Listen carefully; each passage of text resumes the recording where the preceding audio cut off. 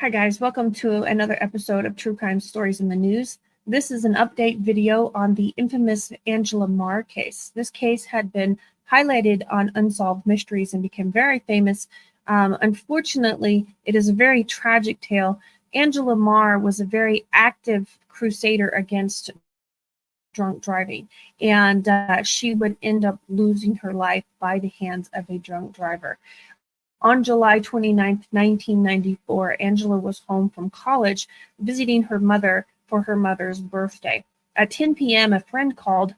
She had had too much to drink, and she asked if Angela could drive her home. Now, this was something that Angela highly enjoyed doing. She wanted to be there for her friends and family. She never wanted anyone to put themselves in danger after having a good time at a local bar. So she went to pick up her friend. Unfortunately, she would be hit by a drunk driver, Gloria Schulz. Now, Gloria Schulz was a 31-year-old woman who had almost twice the legal level of alcohol in her system and slight traces of marijuana. Now, Gloria did suffer a broken jaw, but other than that, she ended up walking away from this fairly unscathed. Now, unfortunately, Angela suffered a severe head injury and died before the rescue people could actually cut her out of her car. Now, this was a devastating blow to the community and to her family and friends. And when it came time for trial, when it came time for a pre-trial hearing, Gloria was actually offered a plea deal. If she pled guilty, they was going to give her a lesser sentence. And so pre-trial hearing was on September 15th, 1995, and everyone was there waiting, and Gloria Schulz didn't show up. She jumped and ran, and she fled, and for all of these years, police have not been able to find her. There was rumors that she was in Mexico. The mother actually ended up dying and never knew what happened to her daughter's killer.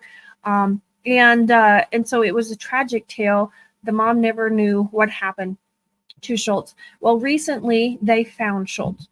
Schulz actually died in 2019. She had been living under an alias in Canada all of this time. Now, and we know of at least one other time that she had gotten in trouble with the law for another DUI under a different alias. And so they did finally find her. She was living in Canada under this alias. And this is another one of those stories where justice just seems hollow.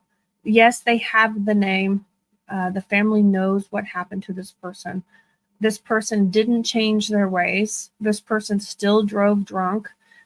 This person still took everyone's life in her hands, driving drunk. And yet she died in 2019, never having seen her day in court, never having to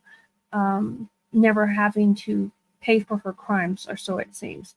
And so this is one of those cases where it's bittersweet.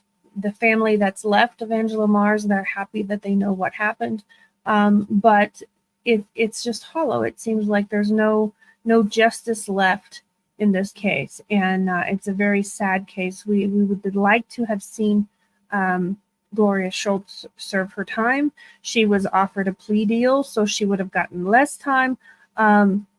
But still, even if she had, it wouldn't have brought Angela back. And so this is one of those updates that I hate to give you.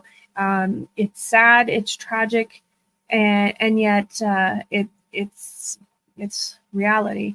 And so that's what's happened to Miss Angela Maher. Her killer has died in 2019, and the only thing we can hope for is that receives a just sentence in their life hereafter. And so I will keep you posted if there's any new information on any of these cold cases that we've been covering, and I will see you next time on another episode of True Crime Stories in the News.